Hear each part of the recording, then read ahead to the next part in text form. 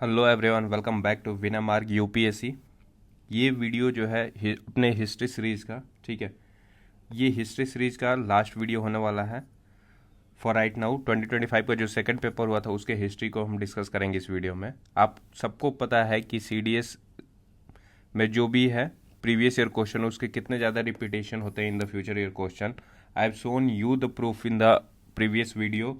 आने वाले वीडियो में भी प्रूफ दिखाएंगे। इस वीडियो के बाद से do let me know in the comment section कि आपको कौन सा वीडियो चाहिए, and at last I will come with the video of 2026 का जो फर्स्ट पेपर हुआ था उसमें कितने प्रीवियस ईयर क्वेश्चन से वीडियो डायरेक्टली हमारे इस डिस्कशन से आए थे, एंड जो मेन सोर्स है एनसीईआरटी वहाँ से आए कितने आए थे। तो ये सबका मैं प्रूफ लेकर आऊँगा।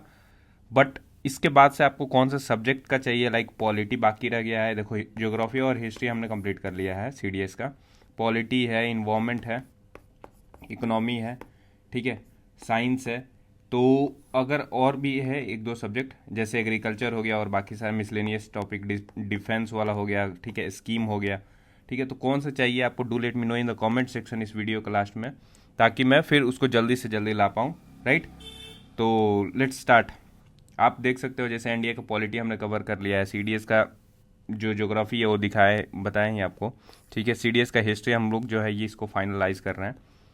Now let's start our discussion for today. देखो, सीडीएस 2025 का जो हिस्ट्री का पेपर है, ठीक है, मतलब हिस्ट्री के जो भी क्वेश्चन पूछे गए थे उसको हम स्टार्ट करते हैं, ठीक है। पहला क्वेश्चन है कि the Durand line is a border determination that separates which of the following countries. Option में यहाँ पे है, देखो ये क्वेश्चन ऑलरेडी जो है CDS, let me choose the other colour यहाँ पे, और कलर कौन सा ये है, आ जाओ, ठीक है।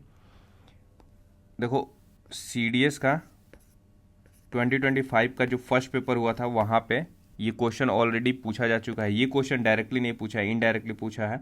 वहाँ पे भी बॉर्डर लाइन के बारे में पूछा था, जैसे मैं आपको दिखाता हूँ यहाँ पे। ये देखो 2025 का फर्स्ट पेपर है, यहाँ पे क्वेश्चन पूछा था, हुआ the following was responsible for the determination of border line between India and Pakistan.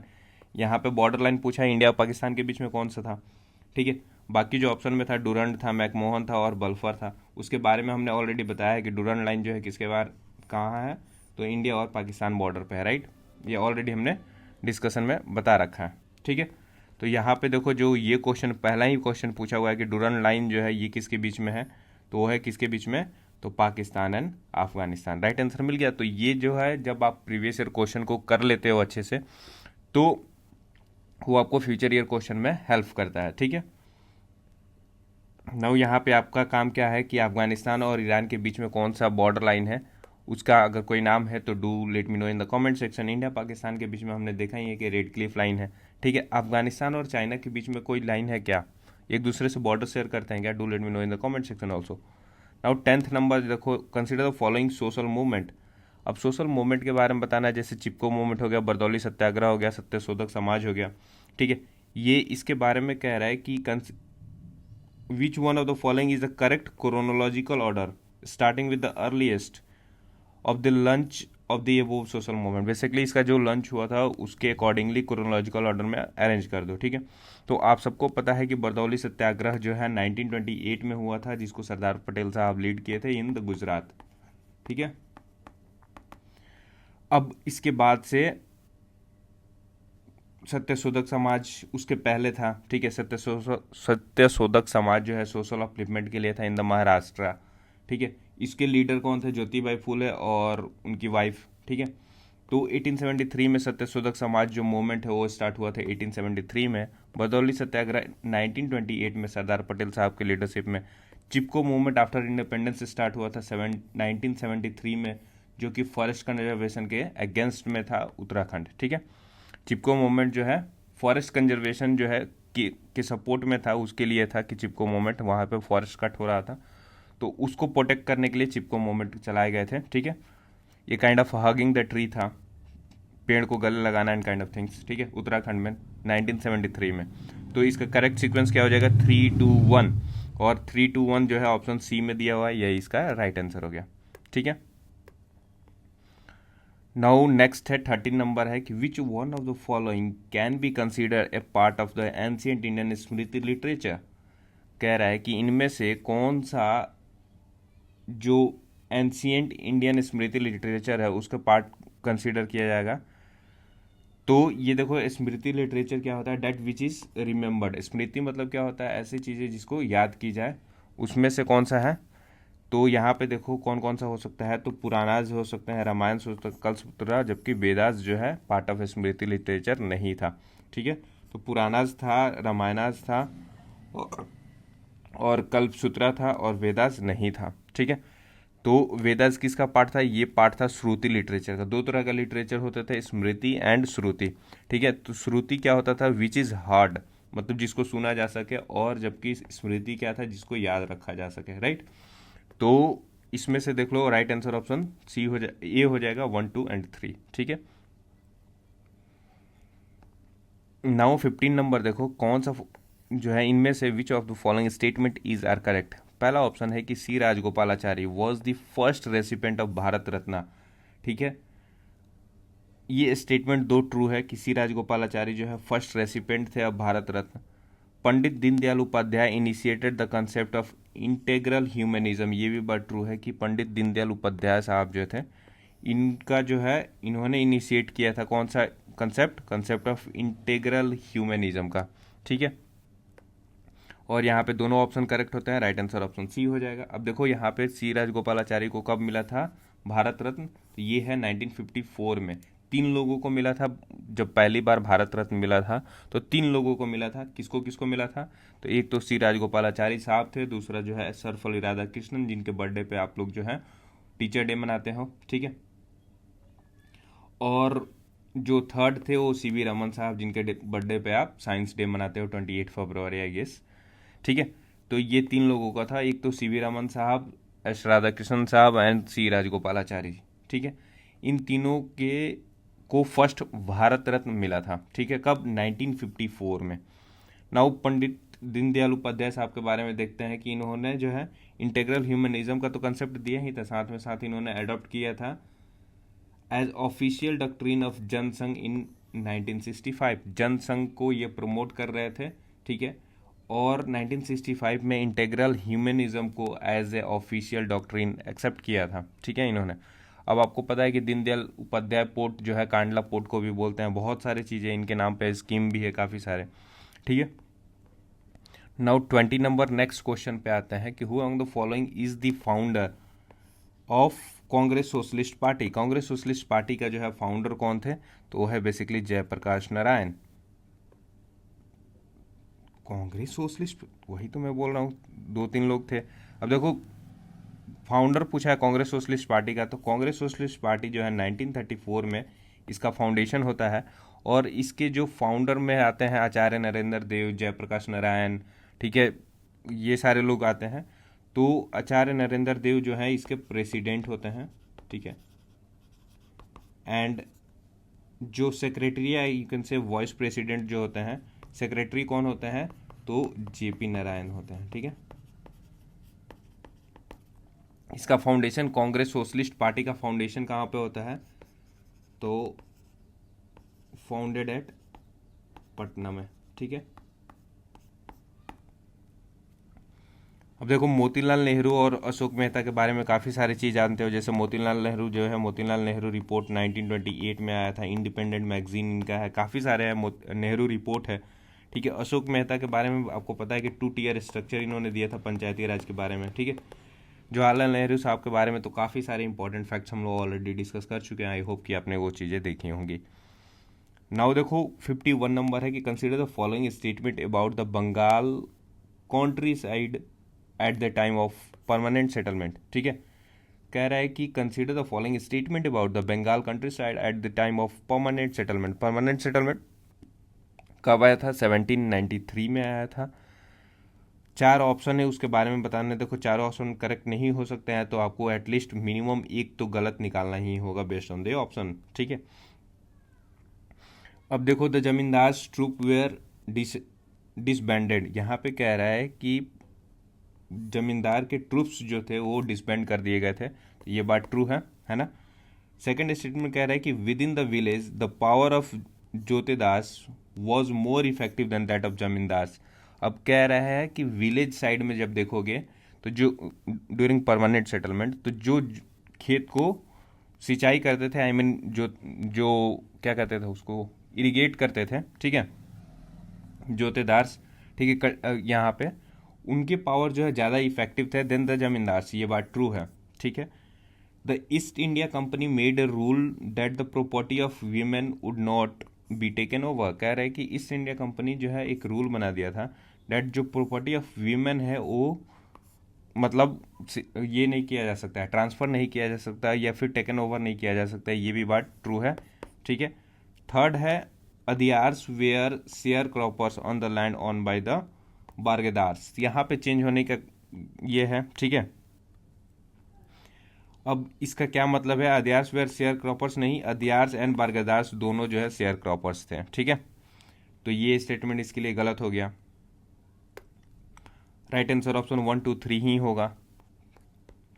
Now 52 number देखो कि दो लिस्ट दिया हुआ है जिसमें कि एक में जनरल न्यूज़पेपर और पैम्पलेट है, दूसरे में है फाउंडर, एडिटर एंड ऑथर। इनमें से आपको लिस्ट 1 को लिस्ट 2 से मैच करना है, ठीक है। और काफ़ी यूनिक नेम है, तो आई होप कि फर्दर ये पूछा जा सकता है आपसे। एक नाम आपको यहाँ पे आप पढ़ते होंगे, बॉम्बे क्रॉनिकल्स। बॉम्बे क्रॉनिकल्स को किसने लिखा था, तो फिरोज शाह मेहता उनके और एसोसिएट्स थे, ठीक है। तो ये यहाँ से मिल गया। अब सी का 2 देख लो कौन कौन ऑप्शन में है, तो यहाँ पे नहीं है, तो बी ऑप्शन नहीं होगा और डी ऑप्शन भी नहीं होगा। नाउ ए और सी में कोई एक ऑप्शन हो सकता है। इससे ये क्लियर हो गया कि बी का 3 होगा, ठीक है। तो बी का हो गया। किसान बुलेटिन किसने लिखा है, तो इंदुलाल याग्निक ने लिखा है, राइट। अब देखो दो न्यूज़पेपर बच गए, एक तो अरविंदो घोष वाला और दूसरा जो है ईवी रामास्वामी नायकर, ठीक है। ईवी रामास्वामी नायकर जो है ये साउथ के थे, तो थोड़ा सा नाम वैसे टिल्टेड होगा। अरविंदो घोष साहब जो है बंगाल साइड के थे, तो उससे उनका नाम टिल्टेड होगा। आपको पता होना चाहिए कि भवानी मंदिर के बारे में हम लोग पढ़ते हैं कि भवानी मंदिर जो है अरविंदो घोष ने लिखा था, और ये हिंदी नाम है, तो ज़्यादातर बंगाल वाले बेल्ट में जैसे बिहार बंगाल वाले बेल्ट में हिंदी बोला जाता है थोड़ा बहुत, तो ये उधर नाम हो सकता है, राइट। लाइक कुडी अरासू, ये जो है ऑलरेडी साउथर्न नेम साउंड कर रहा है, तो आप इसको उससे एसोसिएट कर सकते हो कि ये जो है ईवी रामास्वामी नायकर साहब ने इस न्यूज़पेपर या जनरल या पैम्पलेट को छापा होगा, ठीक है। तो इसका राइट आंसर ऑप्शन इसका 4 3 2 1। ऐसे एलिमिनेट कर लेते हैं जब चीज़ें जो है यूनिक देखने लगती है। तो आपको पता है कि ईवी रामास्वामी नायकर ने इन्होंने सेल्फ रेस्पेक्ट मूवमेंट भी स्टार्ट किया था,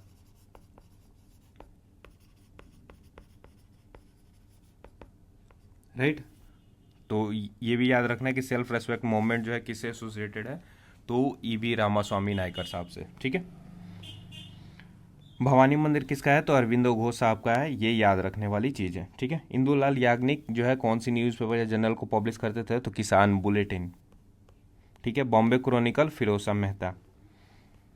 now next move to 53 number. 53 number क्या कह रहा है कि consider the following statement about the Ghadar movement, sorry which of the following statement about the Ghadar movement is are correct. 3 statement दिया हुआ है, ठीक है। यहाँ पे आप ऑप्शन देख लो। कह रहा है कि Ghadar movement began in 1913 in San Francisco. इसको ऑलरेडी हमने काफ़ी बार अपने प्रीवियस ईयर क्वेश्चन के डिस्कशन में ऑलरेडी कर लिया है।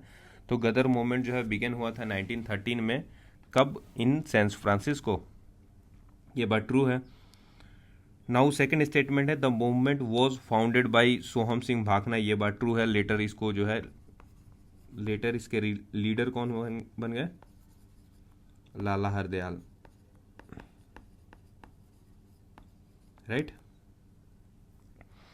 फिर देखो थर्ड जो है the Ghadar movement took its name from the weekly Ghadar brought out in several Indian language. ये बात ट्रू है ना, कि पहले तो जो न्यूज़पेपर था गदर मूवमेंट, ठीक है, तो न्यूज़पेपर कौन सा था, गदर था, और ये गदर कैसा था, वीकली न्यूज़पेपर था, ठीक है। अब देखो गदर जो है स्टार्ट हुआ था उर्दू में, एंड लेटर जो है वो ट्रांसपोर्ट हो गया था अदर इंडियन लैंग्वेज में, जैसे हिंदी हो गया, गुजराती हो गया, ठीक है, तो वो सब सारे लैंग्वेजेस में, ठीक है। तो इसका राइट आंसर जो है, तीनों स्टेटमेंट ट्रू है और D is the right answer. ये याद रखना कि जो है गदर न्यूज़पेपर जो है पहले उर्दू में छपता था, बाद में बाकी सारे लैंग्वेजेस में। ये कैसा न्यूज़पेपर था, वीकली न्यूज़पेपर था, ठीक है। नाउ 55 नंबर देखो, which one of the following periods has provided the evidence of a ploughed field at the Kalibangan in Rajasthan. दो चीज़ें यहाँ पे ध्यान रखना, एविडेंस ऑफ प्लग्ड फील्ड कहाँ मिला है, तो कालीबंगन में मिला है। कालीबंगन कहाँ पे है, राजस्थान में है। यहाँ पे आपको कमेंट में बता देना है दोस्त, कमेंट में बता देना है कि ये जो कालीबंगन है ये कौन से रिवर से एसोसिएटेड है, विच रिवर। ठीक है, इन द कमेंट बताना। ये क्वेश्चन पूछता है कि कौन सा साइड जो है कौन से रिवर पे मैच द फॉलोइंग में आता है आपको, तो do let me know in the comment section. ठीक है, सी यहाँ पे क्या होगा, तो ये बेसिकली कौन से पीरियड में मिला था हमें, evidence of plough field at Kalibangan in Rajasthan, तो अर्ली हड़प्पन पीरियड में मिला था। ठीक है, नाउ यहाँ पे देखो अभी अटेंशन देना, क्योंकि यहाँ पे काफ़ी सारे वैल्यू एडिशन आपको देखने को मिल जाएगा। ठीक है, तो make sure to have a proper attention यहाँ। नाउ 54 नंबर क्वेश्चन है। 54 नंबर क्वेश्चन क्या कह रहा है वो देखो, कि क्रोनोलॉजिकली अरेंज करना है किस चीज़ को, the formation of the following political association जो बिगनिंग फ्रॉम द अर्लीस्ट, है ना। तो कह रहा है कि अरेंज करना है the formation of political association जो बिगनिंग फ्रॉम द अर्लीस्ट। यहाँ पे पूना सार्वजनिक सभा, इंडियन एसोसिएशन, मद्रास महाजन सभा एंड बॉम्बे प्रेसिडेंसी एसोसिएशन। आप सबको पता है कि ऑलरेडी हमने इसको काफ़ी बार जो है पहले हम डिस्कस कर चुके हैं। ठीक है, अभी प्रूफ खोजने जाएंगे तो काफ़ी टाइम लग जाएगा, बट ऑलरेडी मैंने डिस्कस किया है, आई नो माई कंटेंट। ठीक है, तो आई होप कि आपने प्रीवियसली देखे होते तो इस क्वेश्चन को ईजिली कर लेते, राइट। अब नाउ देखो, पूना सार्वजनिक सभा जो है 1870 में हुआ था। ठीक है, स्टार्ट कहाँ पे हुआ था, सॉरी महाराष्ट्र में, ऑब्वियसली पुणे में हुआ था। किसके द्वारा हुआ था, MG. Ranade and GB. Joshi साहब ने इसको स्टार्ट किया था, पूना सार्वजनिक सभा को। ठीक है, नाउ इंडियन एसोसिएशन को 1876 में स्टार्ट हुआ था। 1876 में इंडियन एसोसिएशन स्टार्ट हुआ था, और किसने स्टार्ट किया था, तो एस.एन. बनर्जी और आनंद मोहन बोस ने किया था। ठीक है, इंडियन एसोसिएशन कब स्टार्ट हुआ था, 1876 में एस.एन. बनर्जी एंड आनंद मोहन बोस ने इसको स्टार्ट किया था। मद्रास महाजन सभा जो है 1884 में स्टार्ट हुआ था, एम.वी. राघवाचारी, जी. सुब्रमण्यम अय्यर, एन.पी. आनंद चार्लो ने इसको स्टार्ट किया था। ठीक है, बॉम्बे प्रेसिडेंसी एसोसिएशन 1885 में स्टार्ट हुआ था, और इसके जो लीडर थे वो कौन थे, तो फिरोज शाह मेहता थे, के.टी. टेलांग थे एंड बदरुद्दीन तैयब जी थे। ठीक है, राइट आंसर इसका ऑप्शन ई 1 2 3 4 हो जाएगा। आपको सबको पता है कि यहाँ पे जो है बदरुद्दीन तैयब जी जो है फर्स्ट मुस्लिम प्रेसिडेंट थे, राइट। और अभी फिरोज शाह मेहता के बारे में आपने देखा है कि बॉम्बे क्रोनिकल मैगजीन जो है इन्होंने स्टार्ट किया था, राइट। तो काफ़ी सारी इन्फॉर्मेशन ऑलरेडी मैंने इसको बता रखा है, आई नो 2023 या 2022 के पेपर जो डिस्कशन हुआ था हिस्ट्री का, उसमें देख लेना, ये सब सारे मैंने ऑलरेडी बता रखा है।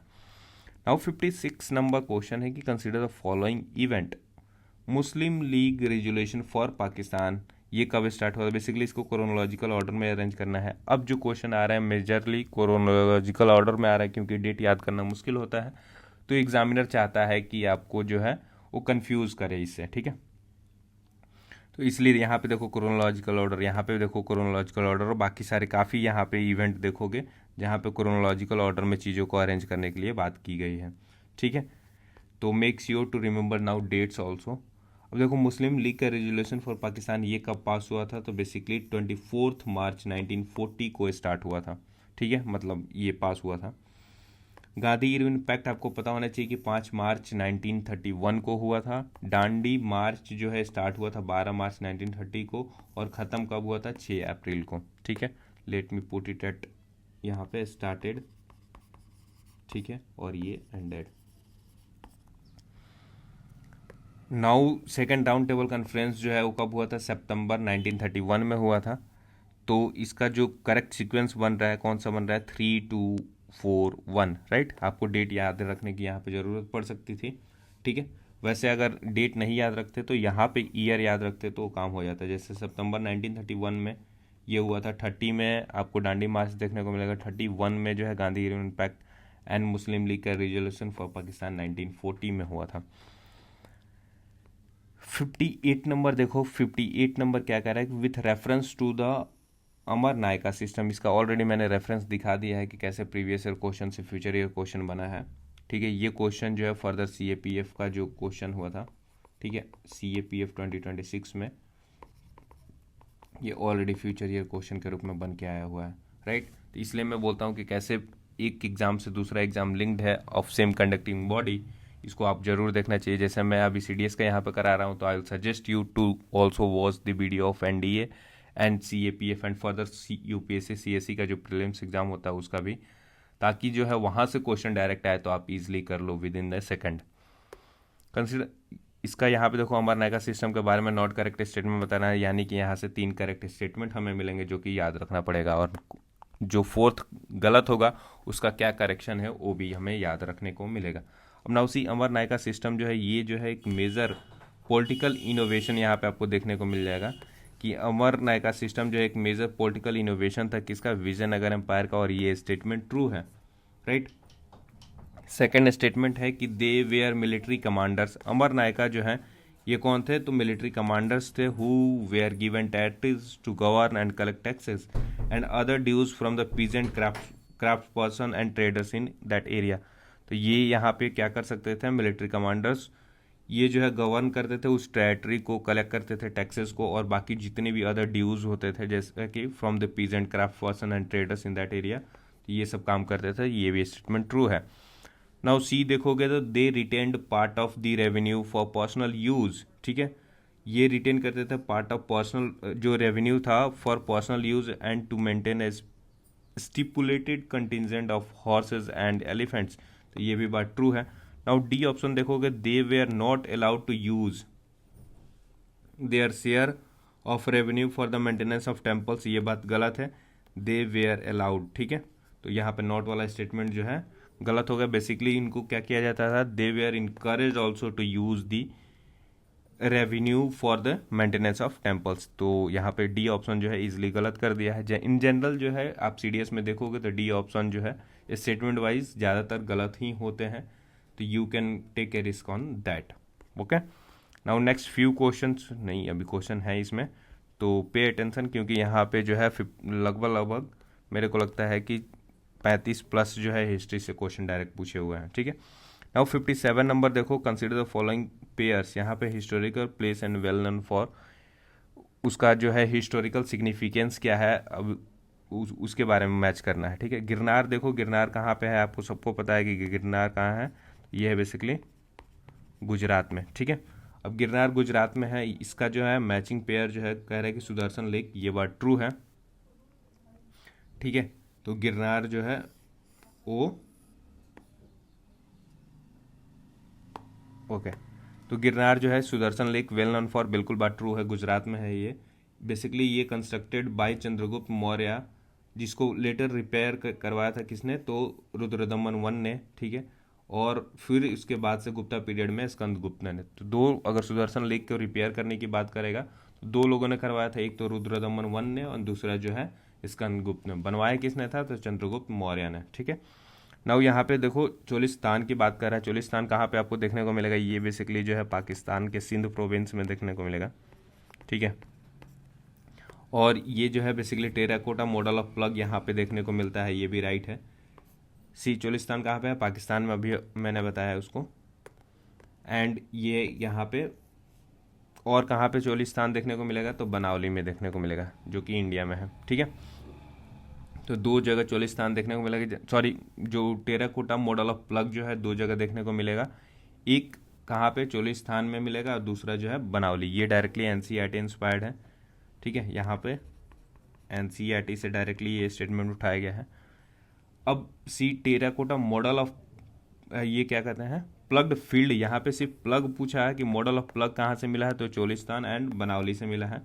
जबकि जो प्लग्ड फील्ड की बात करेगा, प्लग फील्ड की बात करेगा तो अभी हमने देखा है कहाँ से मिलेगा, तो है कालीबंगन से।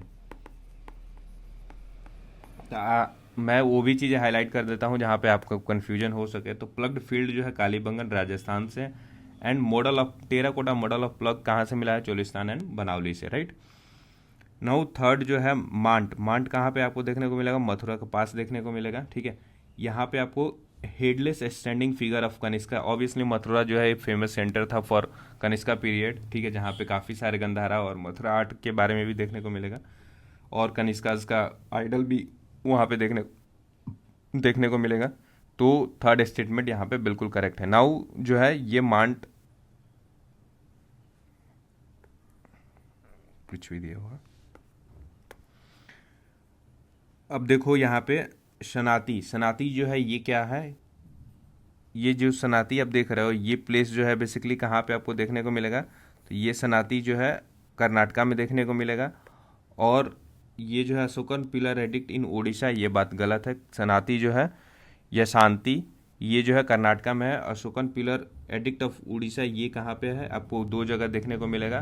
कौन कौन सा है प्रीवियस वीडियो में मैंने बताया है इसको, ठीक है। तो do let me know in the comment section कि उड़ीसा में कौन कौन से अशोका पिलर है इन द कमेंट सेक्शन, ये मेरे को बताओ। मैं जानता हूँ कि दो है, अब कौन कौन सा है ये आप बताओगे, ठीक है। तो कह रहे कि how many pairs of the given following are correct basically, तो ये है बेसिकली कितने पेयर करेक्ट है। यहाँ पे क्यों ऐसा दिया हुआ है दोस्त, ठीक है। 3 पेयर करेक्ट है, फर्स्ट सेकंड एंड थर्ड। तो राइट आंसर इसका ऑप्शन सी हो जाएगा, ठीक है।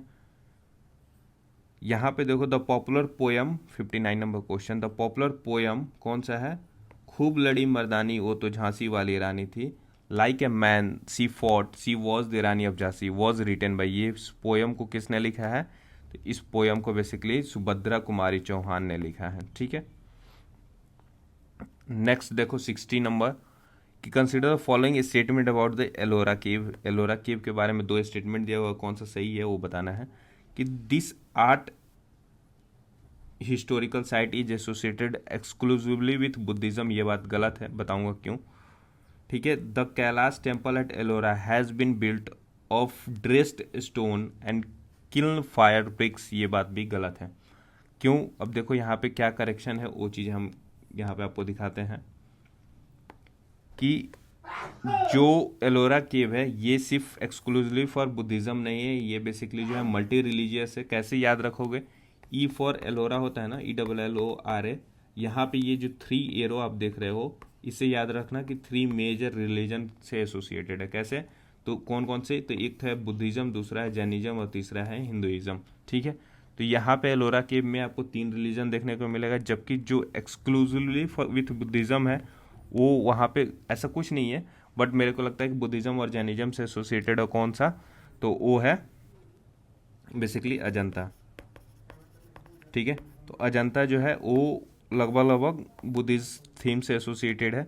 और एलोरा जो है वो 3 रिलीजन मेजरली इसको वहाँ पे देखने को मिलेगा, बुद्धिज्म, जैनिज्म एंड हिंदुइज्म। कैसे याद रखोगे, आपको वो 3 डॉट से ई वाला याद रह जाएगा। Now Kailash temple at Ellora जो है वो बिल्ड किया गया है by dressed stone and kiln fire BRICS, यहाँ पे ब्रिक्स का यूज़ नहीं हुआ था। ये जो है मोनोलिथिक स्ट्रक्चर है, आप सबको पता है, अपने पिक्चर में देखा हो उसको, ठीक है। तो कितने करेक्ट स्टेटमेंट है, तो none of the above are correct statement. 61 number देखो, in which one of the following state are the Guntupalli Buddhist cave located, ये क्वेश्चन को ऑलरेडी हमने 16 कौन से में किया था, हमने शायद 2021 वाले में पूछा था। गुंतुपाले बुद्धिस्ट केव जो है कौन से स्टेट में लोकेटेड है, ये है बेसिकली आंध्र प्रदेश में है। इसके बारे में कुछ और देखते हैं, also refer to as Ajanta of Andhra.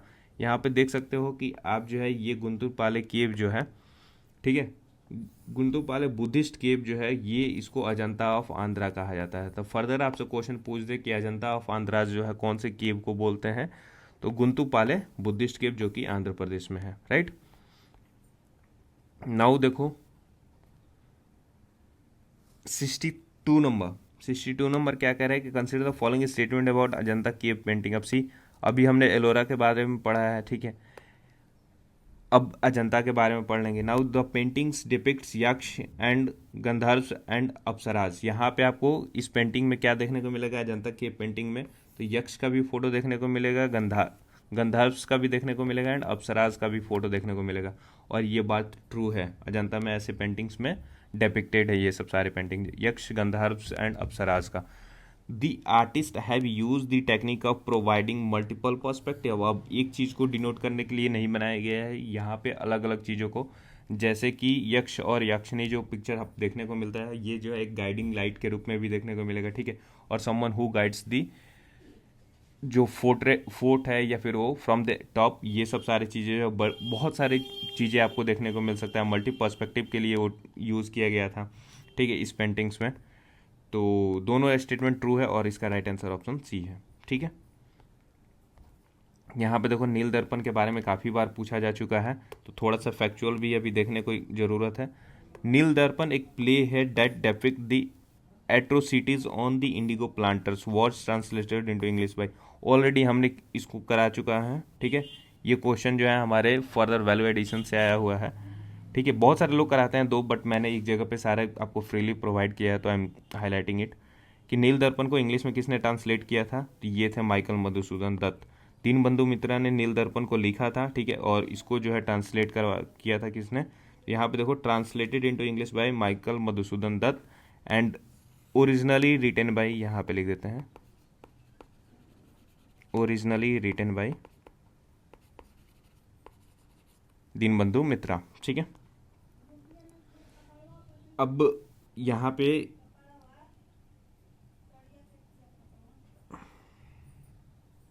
पे कुछ वैल्यू एडिशन है जिसको मैं बता दूँ, ठीक है। अब देखो एक चीज़ यहाँ पे, जो इंग्लिश का ट्रांसलेशन था, ठीक है, यहाँ पे माइकल मधुसूदन दत्त ने इसको लिखा था, ठीक है। और इस बुक का जो नाम है नील दर्पण को किस नाम से पब्लिश किया जाता था इन इंग्लिश, तो it was basically James long, ठीक है। तो यहाँ पे आप देख सकते हो कि माइकल मधुसूदन दत्त ने जो है इस किताब को, नील दर्पण को इंग्लिश में ट्रांसलेट किया था, और उसका नाम जो था बेसिकली कौन सा था, जेम्स लॉन्ग। तो मैं बोलता हूँ जब कि ऑप्शन जो है आपको रैंडम नहीं देता है, वो उसका रीज़न आपको यहाँ पे भी मिल सकता है। क्यों? क्योंकि जेम्स लॉन्ग रैंडम नाम नहीं है, इट वॉज नील दर्पण जो है इंग्लिश नेम, ठीक है। अब नाउ 65 नंबर देखो, यहाँ पे थोड़ा सा अप हो गया है चीज़ें।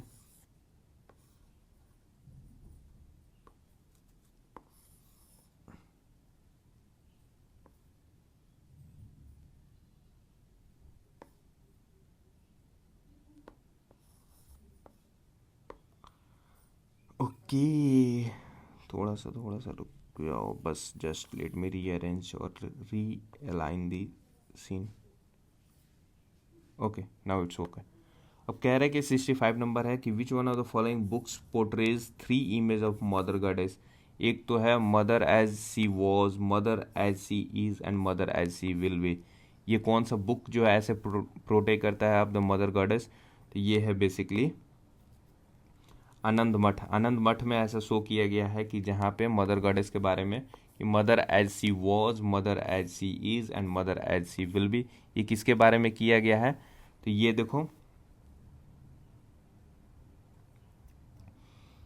यहाँ पे किसको रिप्रेजेंट किया गया है, तो ये है बेसिकली जगधात्री, जगधात्री, ठीक है, जगधात्री माता काइंड ऑफ थिंग हो गए, ठीक है। और ये जो है यहाँ पे जितने भी ऑप्शन देख रहे हो, सारे जो बुक है वो किसके द्वारा लिखा गया है, बंकिम चंद्र चटर्जी साहब के द्वारा। तो याद रख लो कि बंकिम चंद्र चटर्जी के द्वारा कौन कौन सी बुक लिखा गया है, तो एक तो दुर्गेश नंदिनी, दूसरा है जो कल्प कुंडला, तीसरा जो है आनंद मठ, और चौथा जो है देवी चौधरानी। ये चारों बुक जो है किसके द्वारा लिखा गया है, बंकिम चंद्र चटर्जी के द्वारा। जो बुक जिसमें मदर गॉडेस के बारे में 3 form, she was, she is and she will be, उनके बारे में बताया गया, वो कौन सा है, आनंद मठ में, ठीक है। इनको भी बंकिम चंद्र चट्टोपाध्याय और चटर्जी साहब ने ही लिखा, ठीक है। देखो मदर सी इज किसके बारे में रिप्रेजेंट किया गया, यहाँ पे देखो मदर सी वॉज, यानी सी वॉज जो है वो किसके बारे में है, तो है जगत, जगत हात्री या ऐसे कुछ करके है, तो sorry for my pronunciation. And यहाँ पे सी इज किसको रिप्रेजेंट किया गया है, तो बाई जो काली गॉड है, ठीक है, काली माता, उनको रिप्रेजेंट किया गया है, ठीक है, जो कि डिनोट करता है किसको, डार्कनेस को under the colonial rule, right. तो माता काली को कैसे रिप्रेजेंट किया गया है, सी इज के रूप में, मतलब उस टाइम का प्रेजेंट फीचर के रूप में, और इस जो ये सिंबलाइज करते हैं darkness under the colonial rule, ठीक है। मदर सी विल बी यानी कि फ्यूचर किसको बताया गया है, तो दुर्गा माता को बताया गया है, जिसको जो सिंबलाइज करते हैं future liberated powerful and victorious nation के रूप में, ठीक है। तो इस चीज़ को याद रखना कि सी वॉज जो है जगत हात्री माता थी, और सी इज प्रेजेंट के रूप में माता काली को डिनोट किया गया जो कि डार्कनेस अंडर कॉलोनियल रूल को बताता था। और mother as she will be future कैसे बताया गया, दुर्गा माता के रूप में बताया गया जो कि फ्यूचर लिबरेटेड थी, पावरफुल थी एंड विक्टोरियस नेशन के रूप में भी डिनोट किया गया है, राइट। तो ये था। अब ये चारों बुक जो है फर्दर याद रखना है, जैसे कि 3 तो याद रखते ही हो, दुर्गेश नंदिनी, देवी चौधरानी और आनंद मठ। ये आपको सबको पता है कि बंकिम चंद्र चटर्जी ने लिखा था, बट कल्प कुंडला भी जो है बंकिम चंद्र चटर्जी ने ही लिखा है, इसको याद रखना, राइट। नाउ 64 नंबर है कि with reference to the revolt of 1857 consider the following statement. Shahmal और किसके बारे में बताया गया है, हाँ ठीक है, गोनू के बारे में।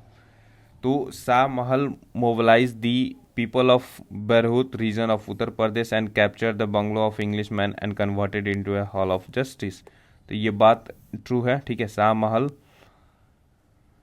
जो है ऐसा इन्होंने किया था कि बरहूत में इन्होंने कैप्चर कर लिया था किसको, जो बंगलो था इंग्लिश मैन का उसको, और उसको हॉल ऑफ जस्टिस के रूप में कर दिया था, ठीक है। फिर जो है और इनको क्या कहा जाता था, बेसिकली डंका सा, ऑल्सो नॉन एज लिख देते हैं यहाँ पे,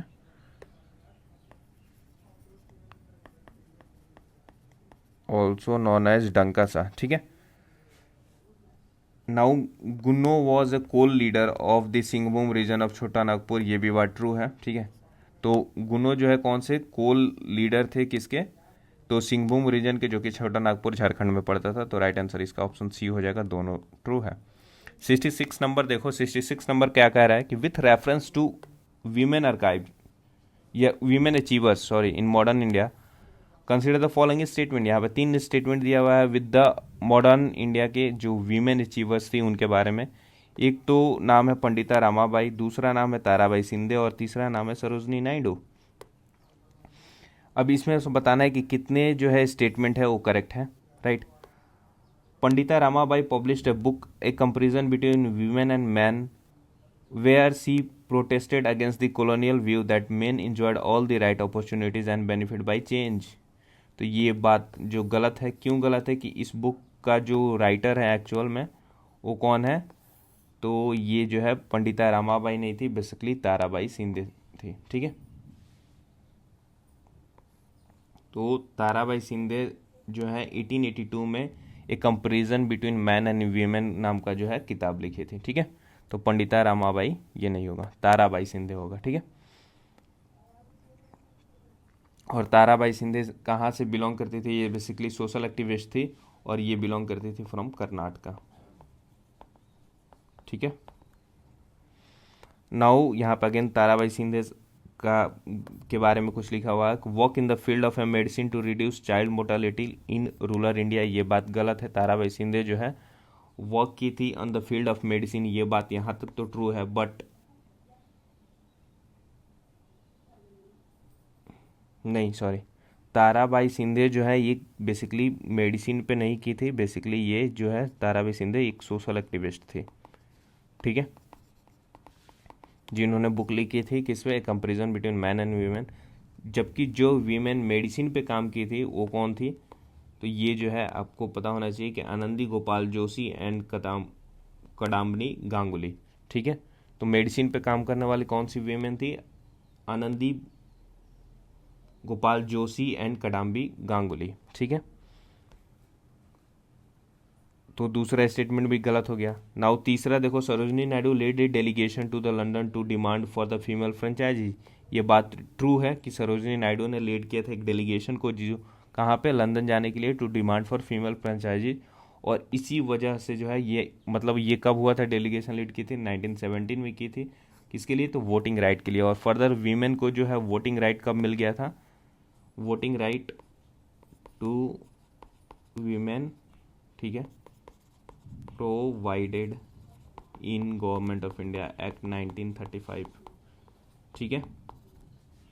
तो देखो ये 17 में वीमेन राइट फीमेल फ्रेंचाइजी की बात कर रहे थे, और जब इनको लास्ट में जाकर मिला कब, 1935 में, ठीक है। तो कितने करेक्ट स्टेटमेंट है, तो सिर्फ एक ही है, और कौन सा है, तो ऑप्शन 3, ठीक है। बाकी 2 गलत क्यों है उसको, उसके बारे में ऑलरेडी हमने बता दिया, वैल्यू एडिशन भी बता दिया आपको फर्दर। अब 67 नंबर देखो, जो सन्निकेटा साल्ट वर्क है non for salt Satyagraha is located इन, तो सन्निकेटा साल्ट वर्क जहाँ पे साल्ट सत्याग्रह भी हुआ था वो कहाँ पे लोकेटेड है, तो ये है बेसिकली कर्नाटका में। ठीक है, now next few question more and will end this session. 68 number है कि the Kalaram temple known for temple entry movement in early 20th century is located in which state of India. ये basically Kalaram temple जो है ये कौन temple entry movement से associated था, ये कौन से जो है स्टेट में आपको देखने को मिलेगा, तो ये है बेसिकली महाराष्ट्र में। ठीक है, नाउ 69 नंबर कह रहा है कि Matangini Hazra and Lakshman Nayak sacrificed their life in, तो ये बेसिकली जो है किस टाइम पे मतंगी हाजरा एंड लक्ष्मण नायक ये अपने लाइफ को सेक्रीफाइस कर दिए, तो ये है बेसिकली क्विट इंडिया मूवमेंट के टाइम पे। ठीक है, अब मतंगी हाजरा कौन से जो रीजन है वहाँ से बिलोंग करती थी, ये बेसिकली वेस्ट बंगाल से थी, और लक्ष्मण नायक जो है ये कहाँ से थे, तो उड़ीसा से थे। ठीक है, 70 number with reference to the history of India the word kopeki is associated with, यहाँ पे कोपेकी का क्या मतलब है, तो ये है बेसिकली जो है ये क्वाइन है ना, तो कोपेकी क्या है, क्वाइन है। अब इसके बारे में देखो, the term use by Abdul Razzaq ने इस टर्म का यूज़ किया गया था, इसको ऑल्सो क्या गया, कोपेकी को गोल्ड क्वाइन के रूप में कहा जाता है। ठीक है, और ये किस में मेंशन है, तो अब्दुल रजाक का एक किताब है मतला उस शदेन। ठीक है, इस किताब में इस टर्म का मेंशन है, कोपेकी नाम का जो टर्म है जिसको गोल्ड कॉइन के रूप में किया जाता है। तो मतलब उस शदेन किसने लिखा है, अब्दुल रजाक ने, जिसमें कोपेकी का मेंशन किया गया, कोपेकी को कैसे रेफर किया है, गोल्ड कॉइन के रूप में। ठीक है, अब नाउ यहाँ पे देख लो, इसने कोपेकी के अलावा और भी 3-4 वर्ड जो बोला था वो क्या है, तो ये देखो बराहा और या पगोड़ा, ये जो है हाई वैल्यू गोल्ड कॉइन होता था। वराहा या पगोड़ा जो है ये क्या था, हाई वैल्यू गोल्ड कॉइन था। ठीक है, इसके बाद आता था कोपेकी जो है प्रताप और भी बोलते थे इसको, है ना, ये गोल्ड कॉइन था जिसका वैल्यू था हाफ ऑफ वराहा। ठीक है, और फिर उसके बाद से फनम था जिसको जो है स्मॉल गोल्ड कॉइन था जिसको कि 1/10 ऑफ कोपेकी कहा जाता था। ठीक है, तो ये फनम ऑलरेडी पूछा जा चुका है, यूपीएससी सीएससी 2023 के साथ पेपर में पूछा गया था, है ना, तो यहाँ से देख लो कि कैसे क्वेश्चन पूछता है ये। ठीक है, तो अब्दुल रजाक ने अपनी किताब में मतलब उस शादिन के जो किताब था उसके बारे में कुछ कॉइन्स के बारे में मेंशन किया है। तो सबसे पहला जो है या सबसे हाई वैल्यूड कॉइन कौन था, तो ये था वराहा। राइट, वराहा को और कौन से नाम से जानते थे, पगोड़ा नाम से जानते थे। राइट, और पगोड़ा जो है ये हाई वैल्यू कॉइन था। ठीक है, तो वराहा के बाद से कौन सा आता है, कोपेकी। ठीक है, कोपेकी को और कौन से नाम से जानते थे, प्रताप।